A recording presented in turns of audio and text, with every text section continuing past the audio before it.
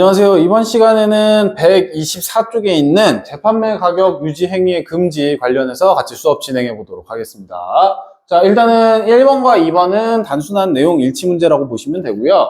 다음에 3번 같은 경우에는 기억에서 무언가 내용이 생략되어 있다. 혹은 이 글의 내용이 전체적으로 설명을 하는 문장이 무엇이냐를 찾는 문제였습니다. 그리고 4번하고 5번은 보기에 대한 사례를 적용하는 문제인데 아마 두 가지 이유가 있는 것 같아요. 일단은 지문 난이도 자체가 크게 어렵지 않았고, 다음에 두 번째로는 이제 보기의 사례들이 이런 식으로 스타일이 나올 수 있다. 이 지문은 그런 식으로 활용할 수 있다. 연계될 때 이런 포인트가 있다라는 것을 어필하기 위해서 이런 식으로 두 개가 출제되었다고 볼 수 있겠습니다.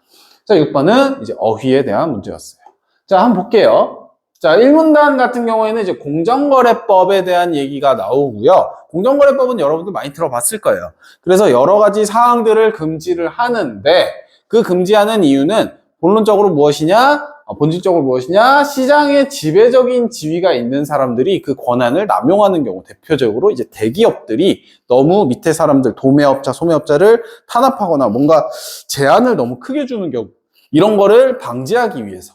다음에 그런 것들이 결국에 공정하고 자율 경쟁을 막을 수 있다. 공정하고 그리고 자율적인 경쟁을 막을 수 있다. 그렇다면 그것은 우리가 나라에서 법적으로 막아야 한다라는 취지에서 한다고 보면 되겠습니다. 그러면 이 글의 중심인 이 재판매 가격 유지 행위도 당연히 포함이 됩니다. 자, 그러면 일단 이거를 설명하기 위해서 몇 가지 개념들을 얘기를 하는데 첫 번째로 상표품에 대한 얘기가 나와요. 자, 상표품 같은 경우에는 상표 제도와 그리고 상품의 규격화가 이제 발전을 하게 되면서 예를 들면 음료수 용량을 결정한다던가 정해져 있다던가 혹은 옷의 사이즈, 뭐 미디움, 라지 이런 것들이 규격화가 되면서 사람들이 식별하기가 되게 편해졌어요. 그러다 보니까 이런 거에서 또 차별성을 두기 위해서기도 하고 경쟁이 다소 치열해진 부분이 있고 그리고 무엇보다 이제 무엇이 경쟁을 할 수 있는지를 조금 더 사람들이 확고하게 생각할 수 있게 됐다. 자, 그렇다면 그것을 위해서 유인연매, 그러니까 할인을 하기 시작을 해요. 더 많이 와서 사주세요. 근데 이게 심해지면 어떻게 돼요? 걷잡을 수 없게 되는 거지. 그러니까 서로 막 계속 덕다운, 난 너보다 더 낫게, 난 너보다 더 낫게 계속 이런 식으로 하다 보면 이것을 처음에 만든 이제 대표적으로 뭐 나이키라던가 아디다스처럼 대기업 입장에서는 이렇게까지 과열되면 우리 브랜드에 타격이 오는데 어떻게? 저품질 이미지가 생기는데? 라고 생각할 수 있겠죠. 이게 상표품 제조업자에게는 큰 손실이 된다. 그러다 보면 저기는 좀 싸니까 대충대충 만들어 라는 인식이 바뀔 수도 있고 세일할 때만 사야겠다 라고 생각할 수도 있다는 거지. 그것은 이 상표품 제조업자 입장에서는 손해니까. 그러면 재판매 가격을 유지하는 행위가 발생하게 돼요. 왜? 아까 거기처럼 나는 이런 걸 원하지 않았어. 그렇다면 내가 이거를 도매업자나 소매업자들한테 넘길 때 정해놔야겠다. 가격을. 그러면 그 밑으로는 팔지 말라고. 안 그러면 어떻게? 자기들 마음대로 할 테니까. 제한해야지. 나 너한테 이제 더 이상 제품 납품 안 해. 너 우리 제품 팔지 마. 라고 할 수 있다는 거지. 일단은 이유적으로는 그렇게 생각할 수도 있는데 이거의 문제점은 뭐냐? 여러 가지 문제가 생긴다. 조금 있다가 볼 거예요. 자, 그러면 이제 법을 우회할 수 있기 때문에 범위를 정해줘야 돼요. 용어들의 범위. 그러면 여기서 어떻게 정했냐? 거래 가격이란 재판매 최고 최저 기준 가격 다 포함한다. 그리고 재판매 가격의 범위를 지정하고 하고 나서 또 그 안에서 또 구체적인 가격을 지정하는 경우 이것도 포함해서 하면 안 된다라고 이야기를 하는 겁니다. 보통 이제 내용일치나 이런 문제를 물어보면 이런 걸 물어봐요. 이런 게 조금 변형돼서 나올 가능성이 높다. 자, 다음에 3문단 같은 경우에는 장점. 그러니까 이제 가격 경쟁에 초점 맞추지 말아라 라는 얘기가 될 수 있기 때문에 이 재판매 가격 유지 행위가. 근데 그래서 보면 서비스 및 품질 차이에 대한 경쟁을 오히려 촉진을 해요. 가격 경쟁 그만. 우리 이제 가격은 정해놓고 할 수도 있다는 거야. 이제 조금 여기서 품질적으로 더 좋은 차이를 내보자. 가성비를 좀 더 만들어 보자. 할 수 있다는 거지. 소매업자 입장에서는 나 이제 경쟁하기 싫은데? 라는 생각이 드는데 빠질 수도 없어. 그런 경우를 막아요.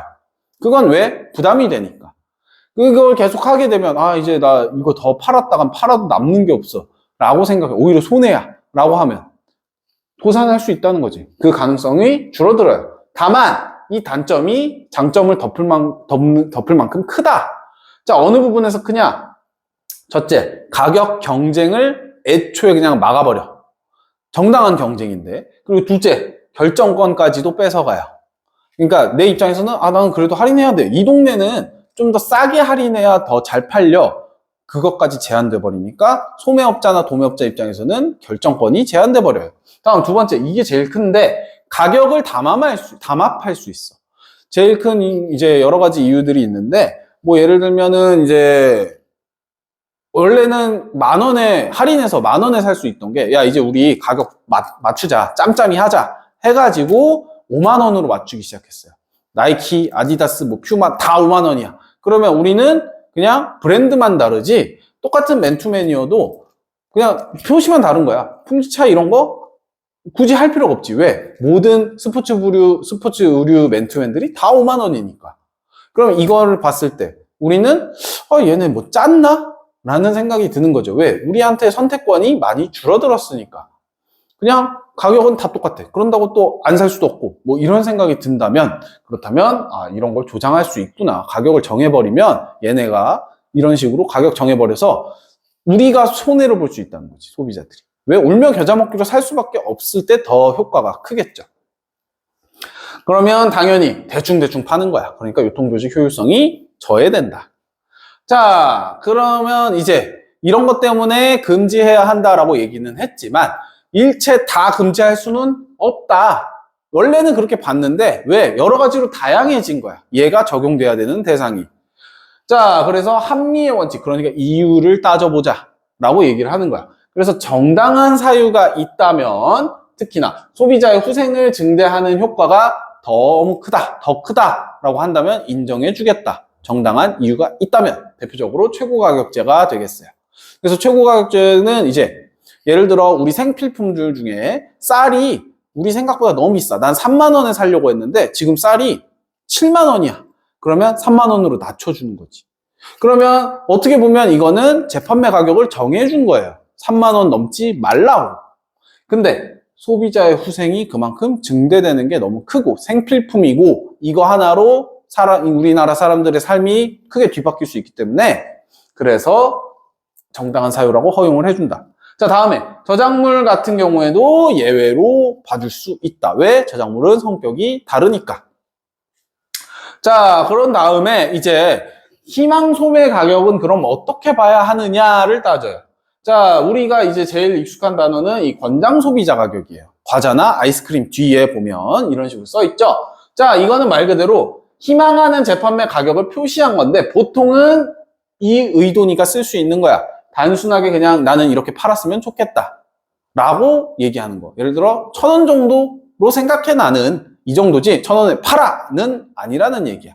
그러니까 편의점이나 혹은 마트나 동네 슈퍼나 이런 데서 할인할 수 있는 거죠. 그러면 우리는 그걸 보고 얘네가 원래 800원인데 1,000원인데 뭐 얼마 더 할인했네, 500원 할인했네, 개이득 이렇게 생각할 수 있다는 거지.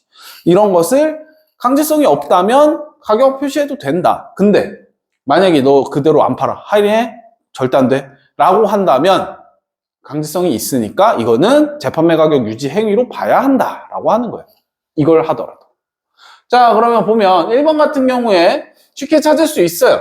유인연매 실시하는 목적 뭐예요? 고객 유치하려고, 더 데리고 오려고. 두 번째, 공정거래법에서 원칙적으로 금지되는 행위. 첫 번째 문단에 쫙 써 있습니다. 다음에 두 번째, 어떤 경우에 이것을 허용할 것인가? 아까 봤죠? 저작물이나 정당한 사유가 있을 때. 4번, 상표품의 재판매 가격 유지 행위가 일으킬 수 있는 문제점. 아까 봤던 단점에 나와 있습니다. 담합할 수 있고 뭐 할 수 있고 이런 식으로 얘기했던 것들. 5번은 자, 서로 다른 상표품 그리고 경쟁이 동일한 상표품 이러한 내용의 언급은 장점 단점 부분 그러니까 3문단에 가보면 있습니다. 근데 보편적인 이유에 대한 언급은 없다. 그래서 정답은 5번이에요. 자, 다음에 2번 재판매 가격 유지 행위에 관해서 옳지 않은 것은 자, 1번은 그대로 써 있습니다. 자, 여기서 용역은 뭐냐면 노동 같은 거를 제공하는 행위라고 보시면 돼요. 아르바이트나 뭐 근로 계약 이런 거. 자, 근데 이걸 할 때 부속 조건을 붙이면 당연히 안 된다라고 얘기를 했어요. 제한하면 안 된다. 다음에 자, 재판매 가격이 높아지는 것을 방지하여 소매업자들의 도산 가능성을 줄일 수 있다. 자, 마치 겉으로 보면 맞는 것 같지만 얘는 맞아요. 도산 가능성을 줄이려고 하면 재판매 가격이 낮아지는 것을 막아야겠죠. 높아지는 것을 굳이 방지할 필요는 없지. 왜? 낮아지니까 나는 이제 원래는 10,000원에 팔던 거 5,000원에 팔아. 그럼 나 이제 안 남아. 자꾸 3,000원씩 막 얼마씩 손해봐. 이거 막으려고 하는 거잖아. 그러니까 정답은 2번. 자, 3번은 그대로 장점에 써 있습니다. 서비스나 품질 차이, 가격 차이로 하려는 게 아니라 서비스 품질 차이로 효과를 낼 수밖에 없다. 할인 효과를. 자, 다음에 4번 같은 경우 이것도 이제 장점에 써 있습니다. 혹은 이유로도 써 있어요. 소매업자들이 가격 경쟁이 심화되다 보면 재판매 가격 유지 행위를 하려고 하는 이유가 뭐야? 내 피해. 나 저품질 브랜드 아닌데? 저가 브랜드 아닌데? 라고 하는 거. 자, 다음에 5번. 특정한 상표의 상표품 제조업자가 거래 상대방이나 그 다음 거래 단계의 상대방이 요구하는 거다. 라고 본문에 써 있죠. 자, 3번. 기업에 관해 이해한 내용으로 가장 적절한 것은 기업은 아까 봤던 희망 소매 가격, 권장 소비자 가격 얘기입니다. 자, 1번 같은 경우에 상표품 제조업자가 요구하는 추천 가격이 이 소매업자 이윤을 강제로 축소했다면 소비자에게는 이익이 될 수 있다라고 봐야죠. 이 부분이 틀린 거예요. 그래서 다음에 2번. 상표품 제조업자가 상표품의 권장 소비자 가격을 표시했더라도 강제성이 없다면 그렇다면 우리는 거의 대부분 허용해 준다라는 걸 봤어. 그러니까 합리의 원칙에 따라 위법하다고 판단하지 않는다. 맞는 말. 그래서 정답은 2번이 되겠습니다. 자, 다음에 3번 같은 경우에는 어디가 틀렸냐? 희망 소매 가격보다 비싸게 팔 수 있어요. 그러면 강제성이 없더라도 합리의 원칙에 따라 위법해? 아니에요. 올릴 수도 있고 내릴 수도 있어. 그것을 또 간접적으로 얘기하는 게 뭐 최고 가격, 최저 가격 이런 얘기했던 것들. 자, 다음에 4번 같은 경우에는 이게 조금 말이 이상한데 말이 그냥 이상하게 만들어 놓은 거예요.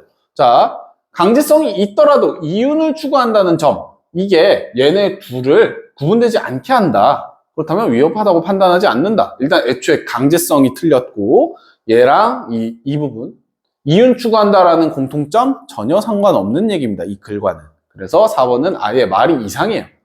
자, 5번 같은 경우에는 자, 단순 희망, 의사 전달인 경우에도 강제성이 없고 근데 이게 공정거래법에 저촉이 됩니까? 안 된다라고 얘기를 했어요. 자, 4번 같은 경우에 보게 되면 이제 보기를 요약하면 이렇게 됩니다. 그러면 P회사 거래하는 대리점에다가 이제 50% 이상으로는 할인하지 말아라 라고 얘기를 한 거예요. 그럼 이를 위반했을 때 제한을 둔다 라고 하면 자, 보니까 이유가 딱히 그렇다고 정당하지도 않다. 자, 여기서 할인된 제품이 원래 목적에 많지 않게 판매되는 것을 방지하려고 하는 것은 뭐다? 되팔렘 이런 거 있죠? 요즘에 되팔이 문제들 그런 거 방지하는 목적에서 이제 나는 이걸 했다라고 하면 이해해 줄 수 있겠지. 근데 그런 것도 아니고 뭐 다른 경쟁 촉진하는 것도 아니고 정당한 이유가 없다. 그러니까 이거는 위법한 거다라고 본다. 자, 1번 같은 경우에는 쉽게 찾을 수 있죠. 금지된 재판매 가격 유지 행위다. 지금 위에 얘기했던 거. 그게 50% 이상 가격으로 뭐 해야 된다라고 얘기했던 거니까. 자, 2번. P회사가 대리점들을 출고 정지, 공급 가격으로 제재한 것은 가격 경쟁을 감소시킬 수 있겠군. 그죠? 가격 경쟁은 감소시키겠지. 근데 문제가 뭐야? 강제했다라는 거죠. 자, 다음에 3번. 자, 강제한 사실이 있다고 판단한 것은 최저 가격을 결정하여 가격 경쟁을 제한했다. 아까 얘기했던 내용 그대로죠. 자, 다음에 4번. 대법원에서 이 가격 정책이 결과적으로 소비자 후생을 증대하는 정당한 이유가 있는가? 이유가 있는지 고려한 이유는 뭐예요? 합리의 원칙 때문이에요. 근데 여기는 일체를 위법하다고 보는 것은 바뀌었다라고 얘기했으니까 정답은 4번이 됩니다. 이유를 따지는 건 다 합리의 원칙 때문이다. 자, 이것도 마찬가지. 정당한 이유가 있는지 검토한 것이다. 라고 얘기를 했으니까 맞는 말. 자, 5번은 이제 또 다른 복인데 저작권법 관련된 내용입니다. 자, 요것만 따로 떼서 나올 수도 있어요. 공정거래법을 위반하는 거에서 저작권만 따로 떼서 나오는 경우 가끔 있습니다. 자, 일단은 저작권법 같은 경우에는 자, 여기서는 이 무체재산권을 근간으로 해가지고 그 자체가 성격이 굉장히 독점적이고 그리고 상표품과는 다른 예술적 창작품이다라는 내용도 있습니다.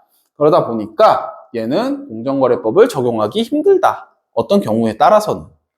자, 1번 같은 경우에는 재판매 가격 유지 행위가 금지되지 않는다. 저작물에서는. 그렇게 얘기를 했어요. 보기에서. 그러니까 틀렸고. 다음에 2번 상표품은 다른 상품들과의 식별이 용이하지 않다는 점. 이거는 상표품은 다른 상품들과 식별이 용이하다. 왜? 상표가 붙었으니까 라고 쓰여 있습니다. 다음에 3번 저작물은 공정거래위원회가 고시하는 상표품이 아닙니다. 창작품이죠. 자, 다음에 4번 같은 경우에는 저작물은 저작권법에 따라 독점적 성질을 인정받기 때문에 구별된다라고 얘기를 하는 거야. 그래서 얘는 허용 안 하고 쟤는 허용한다 라고 얘기하는 거지.